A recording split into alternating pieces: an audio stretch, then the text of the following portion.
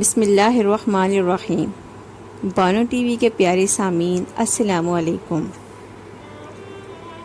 شاہدہ 16-17 سال کی ایک حسین اور جمیل لڑکی تھی۔ اس کا تعلق مڈل کلاس گھرانے سے تھا۔ اس کا باپ ریلوے میں کلرک بھرتی ہوا تھا اور حالات بتا رہے تھے کہ وہ کلرک کی حیثیت ہی سے ریٹائر ہو جائے گا۔ اس کا تعلق ان مردوں میں سے ہوتا تھا جو حالات کی چکی میں پس کر جمالیاتی حسن کو غیر آباد کہہ چکے ہوتے ہیں اور ہر کام مشینی انداز میں کرتے رہتے ہیں۔ غصہ اور چڑچڑاپن ان کی شخصیت کا حصہ بن جاتے ہیں۔ ایسے لوگوں کی موجودگی ان کے ساتھ رہنے والوں کو ہر وقت ایک ذہنی اذیت سے جو دوچار رکھتی ہے۔ وہ خود پر سختی اور بدمزاجی کا ایک ایسا خول چڑھا لیتے ہیں کہ لوگ ان سے کسی بھی قسم کی باتیں کرنے سے گریزاں رہتے ہیں۔ شاہدہ کا باپ سخت طبیعت کا ضرور تھا مگر گھریلو معاملات میں دلچسپی لیتا تھا۔ جو کچھ کماتا تھا بیوی کے ہاتھ پر لا کر رکھ دیتا تھا۔ اسے بیوی اور بیٹی سے محبت تو بہت تھی مگر وہ اظہار نہیں کرتا تھا۔ شاہدہ نے جب یہ کہا کہ وہ میٹرک کے بعد اپنی تعلیم جاری رکھے گی تو اس نے دفتر سے قرض لے کر کالج میں اس کا داخلہ بھی کروا دیا تھا۔ شاہدہ کی ماں بھی اپنے کام سے کام رکھتی اور شوہر سے دوسری بیویوں کی طرح گل مل کر نہیں رہتی تھی۔ اس کی یہ وجہ بھی تھی کہ وہ اس سے زیادہ باتیں کرنا پسند نہیں کرتا تھا اور اپنے کام سے کام رکھتا تھا۔ اس لیے اس نامناسب رویے کی وجہ اس کے آفس کے حالات تھے جہاں بہت زیادہ ملازموں کی وجہ سے ترقی کے آثار محدود تھے۔ سالوں ہو گئے تھے ابھی تک اس کی پروموشن کے دور تک آثار نہیں تھے۔ اخراجات بڑھتے جا رہے تھے اور تنخواہ وہیں کی وہیں تھی۔ باپ کے رویے کی وجہ سے شاہدہ بھی اس سے بات کرتے ہوئے جھجکتی تھی اور وہ گھر میں ہوتا تو وہ سر پر دوپٹہ ڈالے خاموشی سے کسی کام میں لگی رہتی۔ شاہدہ کو اپنی غربت اور کم آمدنی کا بہت احساس تھا۔ اس کی سہیلیاں اور آس پڑوس کی عورتیں اس کی خوبصورتی کی تعریف کرتی تو اس کے دل میں خواہش پیدا ہوتی کہ کاش اس کا باپ پیسے والا ہوتا۔ اس غربت بھرے ماحول میں رہنے کے باوجود وہ تعلیم حاصل کرنا چاہتی تھی۔ اس کی بھی ایک وجہ تھی۔ وہ دوسری لڑکیوں کو دفتروں اور مختلف اداروں میں کام کرتا دیکھتی۔ اس سے ان کے تھاٹ باٹ نظر آتے اور وہ اونچی ہیل کے سینڈل پہنے کھٹ کھٹ چلتی پھرتی نظر آتی اور کھٹ پٹ انگلش بولتی تو اس کے دل میں بھی خواہش پیدا ہوتی کہ اسے بھی ایسا ہی بننا ہے۔ وہ کسی پر ظاہر تو نہیں کرتی تھی مگر یہ حقیقت تھی کہ وہ احساس کمتری کا شکار ہو گئی تھی۔ اسے اپنی غربت، اپنا ماحول اور ذرا ذرا سی چیزوں کے لیے ترسنا بالکل اچھا نہیں لگتا تھا۔ اس نے جیب خرچ سے پیسے بچا کر ایک موبائل بھی خرید لیا تھا۔ یہ موبائل نہایت چھوٹا سا تھا، فنکشن بھی کچھ نہیں تھے، نمبر ملا کر کسی سے بات کر لو یا پھر ایف ایم ریڈیو سن لو۔ اس کے لیے یہ بھی غنیمت تھا۔ اس نے اپنا نمبر اپنی چند گہری سہیلیوں کو بھی دے دیا تھا۔ محلے میں اس کی ایک بچپن کی سہیلی بھی تھی اور اس کا نام فرخندہ تھا۔ دونوں ساتھ ہی کھیل کود کر بڑی ہوئی تھی۔ فرخندہ کا باپ نہیں تھا اور ماں نے ایک دھاگا بنانے کی فیکٹری میں نوکری کر کے اسے پالا تھا۔ میٹرک کرنے کے بعد وہ بچوں کے ایک اسکول میں بطور ٹیچر بھرتی ہو گئی تھی۔ کچھ ماہ پہلے اس کی ماں اچانک بیمار ہو کر چل بسی تھی اور اب وہ اس دنیا میں بالکل تنہا تھی۔ اپنی مصروفیات کے باوجود دونوں اب بھی وقت نکال کر کبھی کبھی ایک دوسرے سے مل لیا کرتی تھی۔ آج بھی وہ عید کی کچھ شاپنگ کرنے مارکیٹ گئی تھی۔ شاپنگ کر کے وہ گھر لوٹی تو ماں نے اسے کھانا نکال کر دیا۔ وہ ابھی کھانا کھانے سے فارغ بھی نہیں ہوئی تھی کہ موبائل پر ایک اجنبی نمبر سے کال آئی۔ وہ سوچ میں پڑ گئی کہ اٹینڈ کرے نہ کرے۔ اس نے بات نہیں کی۔ کھانا کھا کر وہ تھوڑی دیر آرام کرنے کے لیے بستر پر لیٹ گئی۔ تھوڑی دیر بعد اس نمبر سے پھر کال آئی۔ اس مرتبہ اس نے ادھر ادھر دیکھتے ہوئے اوکے کا بٹن دبا دیا۔ دوسری طرف سے کسی نے نہایت نرمی اور مہذب انداز میں کہا، شاہدہ پلیز میری بات سنے بغیر فون بند نہیں کرنا۔ اس نے جلدی سے فون بند کر دیا۔ اس کا دل دھک دھک کر رہا تھا۔ وہ اتنی خوفزدہ ہو گئی تھی کہ اس نے فون کو ہی آف کر دیا۔ فون کرنے والے کا لہجہ رہ کر اس کے ذہن میں گونج رہا تھا۔ وہ حیران تھی کہ وہ کون تھا جسے اس کا نام بھی معلوم تھا۔ اس کی تو آج تک کسی لڑکے سے بات چیت بھی نہیں ہوئی تھی اور نہ اپنوں میں نہ غیروں میں۔ پھر اس لڑکے کو اس کا نمبر کیسے ملا؟ اس کے پاس ان سوالوں کے جوابات نہیں تھے۔ وہ کب تک فون بند رکھتی؟ رات کو کسی سہیلی سے بات کرنے کے لیے اس نے موبائل آن کر لیا۔ پھر اس نے بات ختم کی ہی تھی کہ اس نمبر سے پھر فون آ گیا۔ اس نے سوچا کال اٹینڈ کر لے، مگر اس کی ہمت نہ ہوئی اور اسے اپنی کئی سہیلیاں یاد آئی۔ گھر والوں سے چھپ کر ان کی بھی لڑکوں سے دوستی تھی اور سب کی سب ان دوستیوں پر بہت خوش تھی۔ شاہدہ کے ذہن میں بھی یہ بات آئی کہ وہ سب لڑکیاں بولڈ تھی، اور اس خیال کا آنا اس نے بھی بولڈ بن جانے کے فیصلہ کر لیا۔ اس نے یہ بھی سوچا کہ کون سا وہ اسے فون پر کھا جائے گا، معلوم تو کرنا چاہیے کہ حضرت کون ہے اور کتنے پانی میں ہیں اور کیا چاہتے ہیں۔ اس نے کال اٹینڈ کر لی۔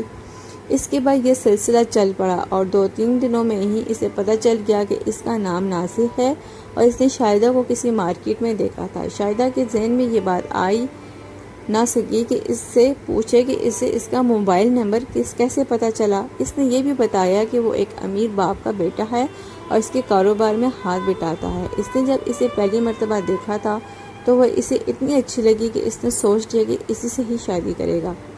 شادی کی خواہش کوئی بری بات نہیں تھی، شاہدہ نے اس بات کا برا نہیں منایا، مگر اس نے ایک بڑی عقل کی بات کر دی۔ شادی بیاہ کوئی گڑیا گڈے کا کھیل نہیں، میں نے کون سا آپ کو دیکھا ہے جو آپ سے شادی کر لوں۔ اس کے کہنے کی دیر تھی کہ اگلے روز وہ اس کے کالج پہنچ گیا اور اس کی چھٹی سے کچھ دیر پہلے اس کا فون آ گیا۔ میں کالج کے گیٹ کے سامنے بلیک کلر کی گاڑی میں بیٹھا ہوں اور دعا کر رہا ہوں کہ تمہیں پسند آ جاؤں۔ نہ پسند آیا تو پھر میرے سامنے خودکشی کے سوا اور کوئی راستہ نہیں ہوگا۔ میں سچ کہہ رہا ہوں، کہو تو قسم کھا لوں۔ شاہدہ سناٹے میں آ گئی۔ وہ اتنی اہم ہے کہ کوئی اس کے لیے خودکشی کرنے پر بھی تیار ہو سکتا ہے۔ اس کی ایک کلاس فیلو قریب آ گئی تھی اور اس نے مزید کچھ کے فون بند کر دیا۔ چھٹی کے بعد وہ گیٹ سے باہر نکلی، سامنے ہی وہ کار میں بیٹھا نظر آیا۔ وہ اسے پہچانتا تھا، اسے دیکھ کر مسکرایا اور گاڑی کے دروازہ کھول کر باہر آ گیا۔ اسے دیکھ کر وہ محبوط رہ گئی۔ وہ نہایت صاف رنگ کا، لمبے قد کا ایک سمارٹ لڑکا تھا۔ اس کے بال اس کی پیشانی پر بکھرے ہوئے تھے اور گلے میں ڈھیلی ڈالی ٹائی جوڑ رہی تھی اور جسم پر موجود سوٹ خاصا قیمتی دکھائی دیتا تھا۔ وہ مسکراتے ہوئے اسے دیکھ رہا تھا اور اس کا دل زور زور سے دھڑکنے لگا۔ وہ گھبرا کر جلدی سے کالج کی بس میں چڑھ کر اپنی سیٹ پر بیٹھ گئی۔ اس نے چور نظروں سے اپنے ارد گرد دیکھا، کوئی لڑکی بھی اس کی طرف متوجہ نہیں تھی۔ ان کی اکثریت اپنے موبائلوں کی طرف متوجہ تھی۔ اس نے کھڑکی سے باہر دیکھا، وہ ابھی تک وہیں کھڑا تھا۔ ناصر اسے بے حد پسند آیا تھا۔ اس کی بات کرنے کا انداز بہت دلکش تھا۔ وہ اتنی نرمی اور اپنائیت سے بات کرتا تھا کہ جی چاہتا تھا کہ وہ بولتا رہے اور وہ سنتی رہے۔ اس نے اپنی کئی سہیلیوں کے بوائے فرینڈز کی موبائلوں میں تصویریں دیکھی تھی، پر خوبصورتی میں وہ ناصر کا عیش عشر بھی نہیں تھے۔ گھر پہنچ کر بھی وہ ناصر کے خیالوں میں ہی گم تھی۔ اس نے آئینے میں اپنی شکل دیکھی، اسے لگا کہ وہ بھی کسی سے کم نہیں ہے۔ ناصر یقیناً اس کی خوبصورتی سے مرغوب ہو گیا تھا۔ اس کے جدید انداز کے قیمتی کپڑے اور شاندار گاڑی بتا رہی تھی کہ وہ کسی امیر باپ کا بیٹا ہے۔ اس کے علم میں یہ بات تھی کہ امیر زادوں کی دلی خواہشیں ہوتی ہے کہ ان کی بیویاں کسی فلمی اداکارہ کی طرح حسین و جمیل اور سمارٹ ہو، تاکہ پارٹیوں وغیرہ میں دوسرے مردوں پر روب پڑ سکے۔ اپنی بے وقوفی اور کم فہمی کی وجہ سے شاہدہ ناصر کی خوبصورتی اور اس کی امارت کی جال میں پھنس چکی تھی۔ اب ہر دم اسے ناصر کے فون کا انتظار رہنے لگا۔ ایک روز ناصر نے اسے تسلی دی کہ وہ کبھی اس بات سے پریشان نہ ہو کہ اس کا تعلق غریب گھرانے سے ہے۔ اس نے اسے یہ بھی یقین دلا دیا کہ وہ بہت جلد اپنے گھر والوں کو رشتے کے لیے اس کے گھر بھیجے گا۔ شاہدہ کو یہ سن کر بہت خوشی ہوئی۔ اپنی خوشی کو چھپاتے ہوئے اس نے مصنوعی فکر مندی سے پوچھا، اگر شادی اتنی جلدی ہوگی تو میری پڑھائی کا کیا ہوگا؟ اس کی بات سن کر ناصر ہنس کر بولا، پھر تم اپنے بچوں کو پڑھانا۔ اس کی بات سن کر شاہدہ شرما گئی۔ ناصر نے پھر کہا، یقیناً تم یہ سن کر شرما گئی ہوگی، کاش میں تمہیں شرماتا ہوا دیکھ سکتا۔ دیکھو، تم منع مت کرنا، میرے پاس ایک اسمارٹ فون کار پڑا ہے، اگر کبھی ملے تو وہ میری طرف سے قبول کر لینا۔ میں اس میں نئی سم بھی ڈلوا دوں گا تاکہ تم بے فکری سے تنہائی میں اسے استعمال کر سکو۔ میرا دن تو کسی نہ کسی طرح گزر جاتا ہے، مگر رات کو تمہاری بہت یاد آتی ہے۔ اپنی کچھ تصویریں بھی مجھے بھیج دیا کرنا جب تک شادی نہیں ہو جاتی، انہیں دیکھ کر ہی دل بہلا لیا کروں گا۔ اور ہاں، شادی کے بعد تو میں کم سے کم 1 ماہ تک کام پر نہیں جاؤں گا، تاکہ ہر وقت تمہیں ہی دیکھتا رہوں۔ بس ایک بات سے میری ڈھارس بندھی رہتی ہے کہ تھوڑے دنوں کے تو بات ہے، پھر تو ہماری شادی ہو جائے گی۔ یہ اس سے اگلے روز کی بات ہے۔ وجوہات کا ایک باپ اپنی بیوی کو لے کر ان کے گھر آ دمکا۔ وہ شاہدہ کے باپ کا بچپن کا دوست تھا۔ اتفاق کی بات تھی کہ سالوں سے پہلے دونوں دوستوں کی شادیاں بھی چند روز کے فرق سے آگے پیچھے ہی ہوئی تھی۔ اس زمانے کی رسم کے مطابق دونوں دوستوں نے طے کر لیا تھا کہ اگر ایک کے گھر لڑکا اور دوسرے کے گھر لڑکی ہوئی تو وہ ان دونوں کی شادی کر کے اپنی دوستی کو مزید مضبوط کر لیں گے۔ اس کے دوست کے ہاں تو شادی کے پہلے سال ہی بیٹا ہو گیا تھا، مگر شاہدہ 5-6 سال بعد پیدا ہوئی تھی۔ ویسے تو دونوں دوست کی زندگی کی مصروفیات سے وقت نکال کر مہینے 2 مہینے بعد ایک دوسرے سے مل لیا کرتے تھے، مگر اس دفعہ بیوی کے ساتھ آمد کا مقصد یہی تھا کہ برسوں پہلے وہ جو بات ہوئی تھی اس کو پورا کیا جائے۔ دوست کے بیٹے کا نام وجاہت تھا اور وہ کسی سرکاری ادارے میں ملازمت تھا۔ شاہدہ کا باپ اس رشتے پر نہ صرف راضی تھا بلکہ بہت خوش بھی تھا۔ اس کے علاوہ یہ بات بھی تھی کہ دونوں دوستوں نے اس کے بارے میں عہد بھی کیا ہوا تھا اور وہ عہد پورا کرنے کا وقت آ گیا تھا۔ اپنی سخت گیر طبیعت کی بنا پر اس نے گھر میں کسی سے مشورہ کرنے کی بھی ضرورت نہ سمجھی اور اپنا فیصلہ بیوی کو سنا دیا۔ شاہدہ کی شادی میرے دوست کے بیٹے وجاہت سے ہوگی۔ ماں تو سیدھی سادی ایک مشرقی عورت تھی اور شوہر سے ڈر کر رہتی تھی۔ اس نے اس فیصلے پر سر جھکا لیا اور شائستہ کو باپ کے فیصلے سے آگاہ کر دیا۔ شاہدہ کو باپ کے فیصلے سے آگاہ کر دیا۔ یہ خبر سن کر شاہدہ پر تو جیسے قیامت ٹوٹ پڑی۔ اس نے آنکھوں میں آنسو بھر کر ماں سے اس بات پر احتجاج کیا، اپنی ادھوری پڑھائی کا بہانہ بنایا، مگر اس کی ماں نے ہاتھ کھڑے کر دیے۔ میں تیرے باپ سے اس سلسلے میں کوئی بات نہیں کر سکتی، وہ میرے پیچھے پڑ جائے گا۔ اگر تجھے کوئی اعتراض ہے تو جا کر اسی سے بات کر۔ یہ بات بس یاد رکھنا کہ ماں باپ جو بھی کرتے ہیں اولاد کے حق میں بہتری ہوتا ہے۔ اس میں اتنی ہمت کہاں تھی کہ باپ سے بات کرتی، وہ دل معصوم کر رہے گی۔ ایک روز اس کے ماں اور باپ وجاہت کے گھر جا کر اسے دیکھ بھی آئے۔ وجاہت دونوں کو بہت پسند آیا اور یوں تابوت میں آخری کیل بھی گھڑ گئی۔ شاہدہ نے فوری طور پر ناصر سے رابطہ کیا اور یہ خبر اسے سنائی اور بولی، ناصر اگر تم کچھ کر سکتے ہو تو کر لو، اپنے گھر والوں کو ہمارے گھر بھیج دو، شاید ابا جان مان جائے۔ لمحہ بھر کو تو ناصر چپ ہو گیا، پھر بولا، میری امی تو اپنی بہن سے ملنے دبئی گئی ہوئی ہیں، 2-3 مہینے وہیں رہیں گی، تو پھر میں کیا کروں؟ مجھ میں اتنی ہمت نہیں کہ اپنے ابا کے سامنے زبان کھولوں، وہ بے بسی سے بولی۔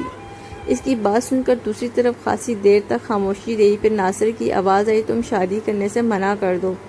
یہ میں نہیں کر سکتی، مجھ میں اتنی ہمت نہیں۔ یہ کہتے ہوئے شاہدہ کی آنکھوں میں آنسو آ گئے۔ تم میرے ابا کو نہیں جانتے، مجھے ان سے بہت ڈر لگتا ہے۔ شاہدہ تم مجھے ٹھکرا رہی ہو، ناصر نے کس قدر غصے سے کہا۔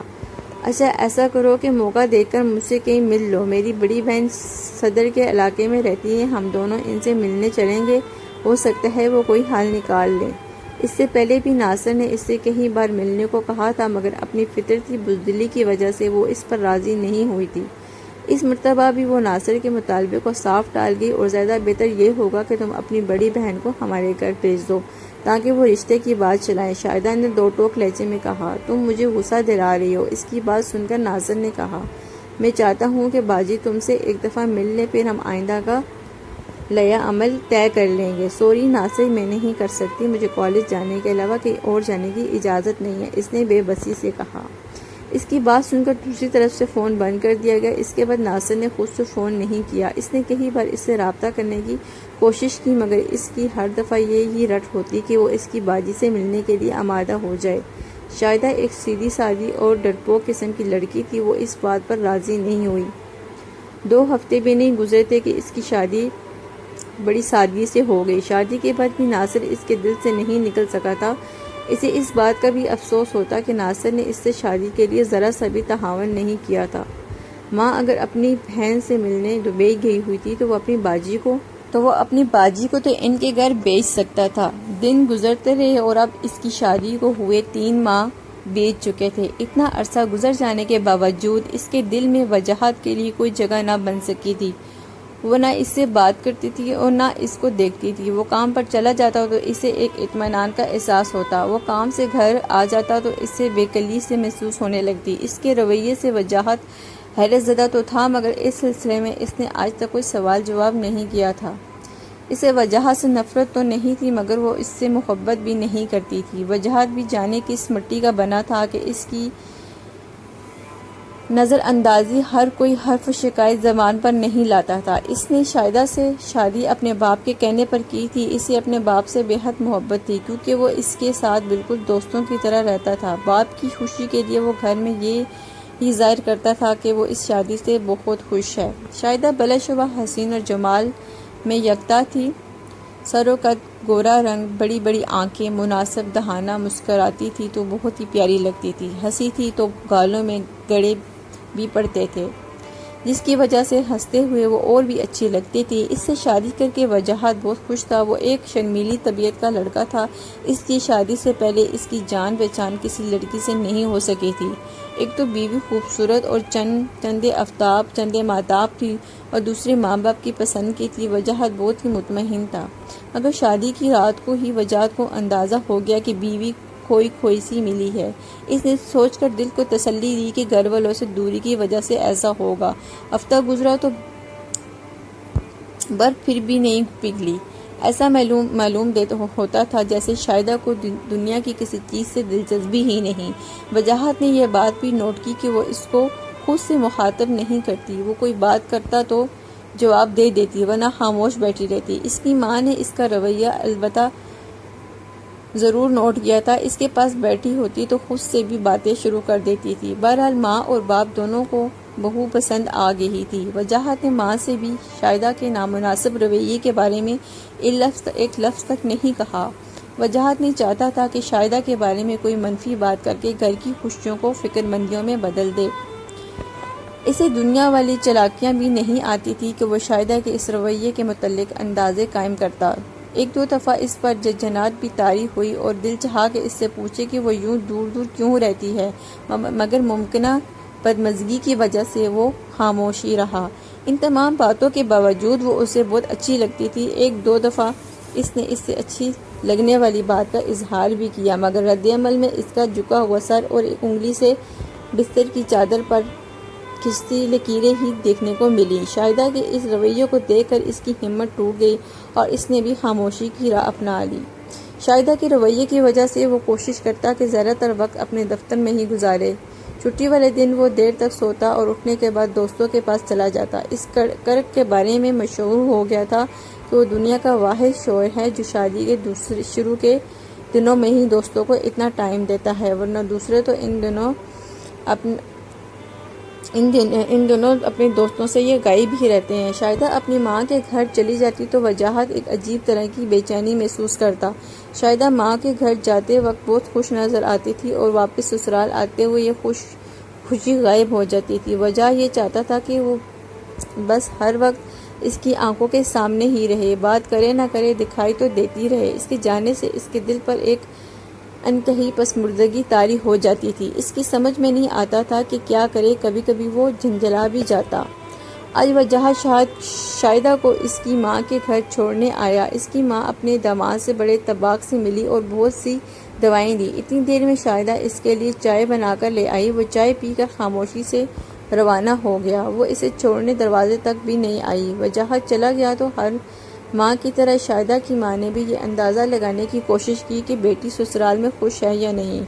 ویسے تو اس کی ماں جب بھی اس سے ملنے کے لیے اس کے سسرال جاتی تھی تو وہ محسوس کرتی تھی کہ اس کی ساس سسر کا رویہ شاہدہ کے ساتھ ٹھیک ٹھاک ہی ہے۔ البتہ اس بات پر اسے حیرت ہوتی تھی کہ وہ وجاہت کا بالکل تذکرہ نہیں کرتی تھی۔ اس بات سے اس کی ماں کے دل میں تشویش کی ایک لہر دوڑ جاتی مگر وہ سوچتی کہ ایک آدھا بچہ ہونے کے بعد وہ بدل جائے گی اور اپنے میاں کے قریب ہو جائے گی۔ شاید نئے ماحول کی وجہ سے وہ ایسی ہو گئی ہو۔ شاہدہ جب بھی گھر آتی تھی اس کی ماں کو بہت خوشی ہوتی تھی۔ وہ آج بھی تھوڑی دیر تک اس کے پاس بیٹھ کر باتیں کرتی رہی، پھر دوپہر کے کھانے کی تیاری میں لگ گئی۔ شاہدہ ٹی وی کھول کر بیٹھ گئی تھی۔ ٹی وی پر بریکنگ نیوز چلنے لگی تھی۔ اچانک وہ حیرت سے دنگ ہو کر رہ گئی تھی کہ ٹی وی میں اس کو ناصر دکھائی دیا کہ ہاتھوں میں ہتھکڑیاں لگی ہوئی تھی۔ ڈر اور خوف اس کے چہرے سے عیاں تھا۔ اس کے ساتھ اس کے 4 ساتھی بھی اسی حالت میں کھڑے تھے۔ ان ساتھیوں میں ایک لڑکی بھی تھی جس نے اپنے چہرے کو چادر سے چھپا رکھا تھا۔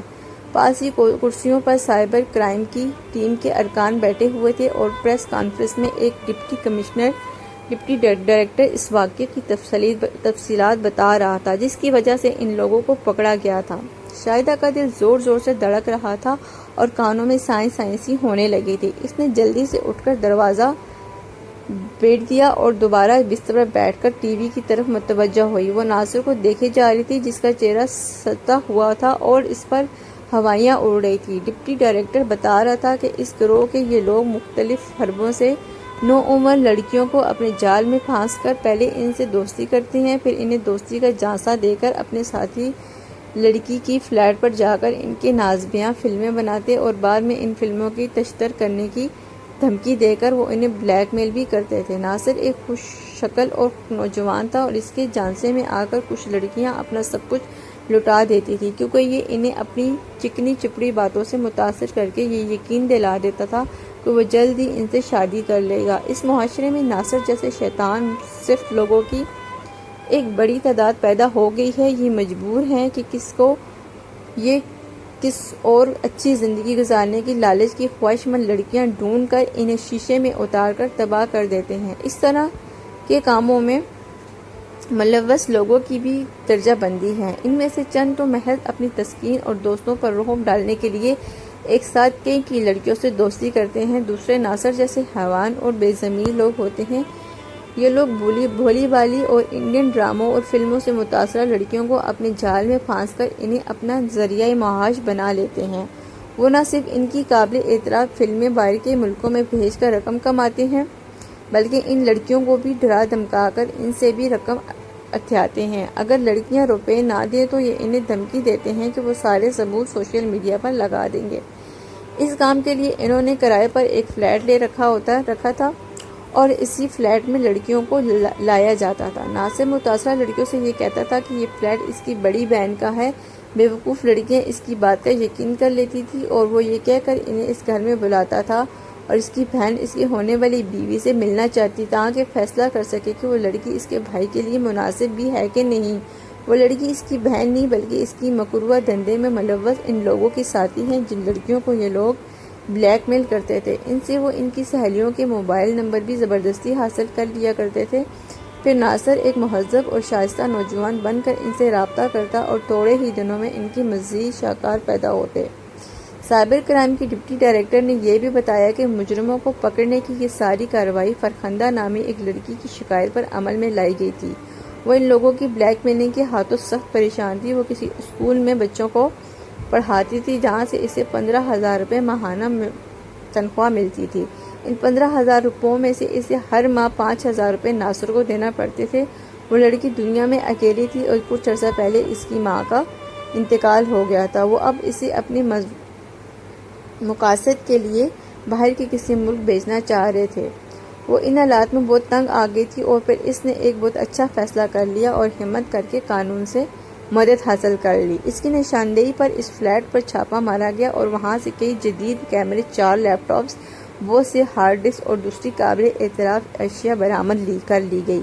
وہاں سے کچھ ایسی سکون بخش ادویات بھی ملی تھی جو یہ لوگ لڑکیوں کو مشروبات میں ڈال کر پلاتے تھے اور یہ دوائیں ان کے اعصاب پر اثر ڈال کر ان کی سوچنے سمجھنے کی صلاحیتیں سلب کر لیتی تھی۔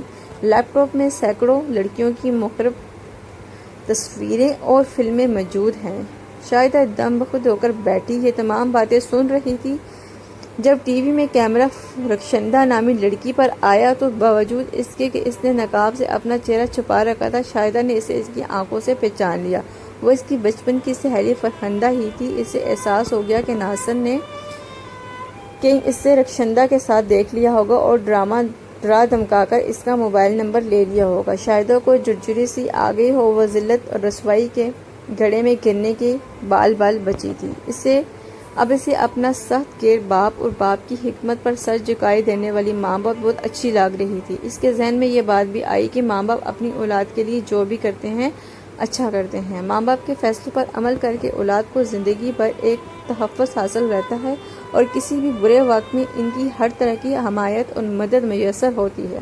دنیا میں تو قدم قدم پر بھیڑیے نما انسان موجود ہے جو اپنے فائدے اور نفسوں کی تکمیل کے لیے دوسرے معصوم انسانوں کو انتہائی اذیت ناک تکلیفوں سے دوچار کر دیتے ہیں اور اکثر تو اپنا جرم چھپانے کے لیے قتل جیسے گناہوں کام سے بھی گریز نہیں کرتے لیتے ہیں۔ اچھی خاصی زندگی یا جہنم کا نمونہ بن جاتی ہے، خاندانوں کی عزتیں خاک میں مل جاتی ہیں، اور ایسا محض اس لیے ہوتا ہے کہ اپنا فائدہ نامناسب طریقوں سے اچھی زندگی گزارنے کا لالچ اور بھیڑ کی بحث میں بھیڑیے جیسے لوگوں کی چکنی چپڑی باتوں میں آ کر بہت سی ناسمجھ لڑکیاں ان کے جال میں پھنس جاتی ہیں۔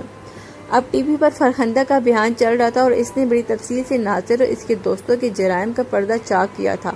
آخر میں اس نے اس بات کا اعتراف بھی کیا تھا کہ ناصر کی دھمکی کے نتیجے میں اس نے بھی اپنی ایک سہیلی کا موبائل نمبر اسے دے دیا تھا، جس کا اسے بے حد افسوس تھا، مگر خوشی اس بات کی تھی کہ وہ سہیلی اس شیطان کے جال میں نہیں پھنسی تھی۔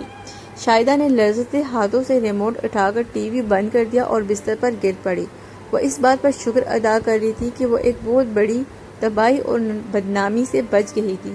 وہ سوچنے لگی کہ لڑکیوں کے لیے دنیا میں صرف ماں باپ، بہن بھائی اور شوہر ہی ہوتے ہیں جو انہیں تحفظ دیتے ہیں، باقی غیر تو سب بھی بے دردی سے اپنا مفاد نکالنا جانتے ہیں۔ تمام لڑکیوں کو ماں باپ، بھائی بہنوں اور شوہروں کی عزت کو مقدم رکھنا چاہیے، کیونکہ یہ سب ان کے محافظ ہوتے ہیں۔ جب ان سب کی عزت کو مقدم رکھا جائے گا تو تب ہی ان انسان نما بھیڑیوں اور شیطانوں سے محفوظ رہا جا سکتا ہے۔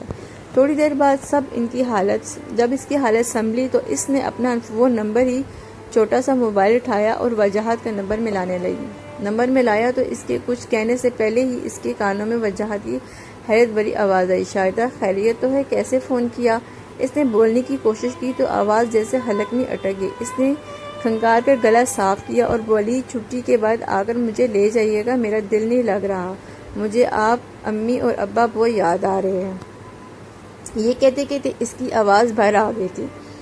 دوسری طرف چند لمحوں تک تو خاموشی چھائی رہی، پھر اس کے کانوں میں وجاہت کی شوخ آواز سنائی دی، بعد میں جائے چھٹی میں ابھی آ رہا ہوں۔ جی اچھا، میں تیار بیٹھی ہوں، شاہدہ نے اپنے آنسو ضبط کرتے ہوئے ایک دلفریز ہنسی کے ساتھ اور کہا اور فون بند کر دیا۔ اپنا سامان بیگ میں ڈالتے ہوئے وہ سوچ رہی تھی کہ اپنے ماں باپ اور شوہروں کی عزتوں کا خیال رکھنے والی لڑکیوں کی زندگی کتنی قابل رشک ہوتی ہے۔ وہ شادی سے پہلے اپنے ماں باپ کے گھر میں بڑی عزت اور احترام سے وقت گزارتی ہے، اور شادی کے بعد مرتے دم تک اپنے شوہر کے گھر میں وہ لڑکیاں جو اپنی عزت کی ان رکھوالوں کی قدر نہیں کرتی، ناصر جیسے شیطان اور درندہ صرف لوگ قدم قدم پر گات لگائے بیٹھے ہوتے ہیں۔